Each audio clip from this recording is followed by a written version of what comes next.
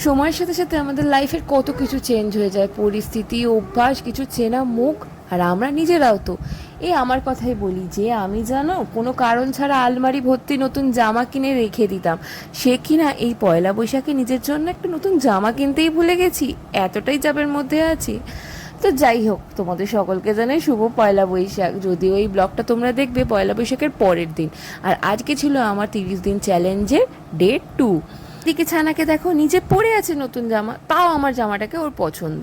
ছানা ছাড়াও আমাদের বাড়ির আরো 2 বাচ্চা হলো, এই যে এই দুজন, যাদের জন্য আমার মা রান্না করছে পায়েস। আর এই যে জায়গাটা দেখছো, এইটা পেয়েছে ছানা ওর ভাতাতে গিফট। কথায় আছে বছরের প্রথম দিনটা যেরকম কাটে সারা বছর নাকি সেরকমই কাটে। তো আমার তো সকালের দিকটা বেশ ভালোই কেটেছিল, পায়েস, আর তারপর ছিল পাশের বাড়ির রাজেশ দাদার থেকে পাওয়া বিরিয়ানি।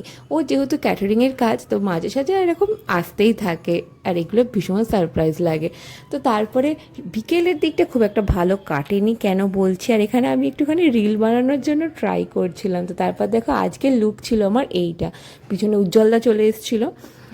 আর এই শাড়িটা আমাকে দিয়েছিল কাকিমা, দেবতো, মানে দুজনে মিলে ওরা পুরী গিয়েছিল, তখন আমার জন্য এটা কিনে এনেছিল। তো এটা নতুনই ছিল, পরলাম। তারপর আমরা চলে গিয়েছিলাম Shanghai the flavours of China টাউনের গড়িয়াহাটের ব্রাঞ্চে।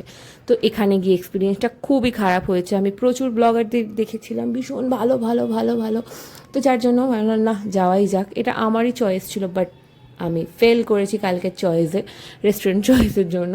তো সবারই ভালো লাগেনি। 675 প্লাস জিএসটি প্রাইস ছিল ননভেজ বাফেটের।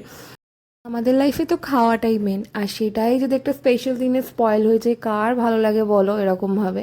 আর আমাদের সাথে গিয়েছিল হচ্ছে দিদি উজ্জ্বলদা, ঈশানীকে দেখালাম, ঈশানী, শোভনদা আর ওর মেয়ে, তো আমার স্কুলের বন্ধু। এই রেস্টুরেন্ট নিয়ে একটা ডিটেল ব্লগ আমায় অলরেডি একটা পোস্ট করা আছে, চাইলে দেখে নিতে পারো। আর এই যে নাকি দেখছো, কালকে একটাও আমার সাথে ছবি তোলেনি।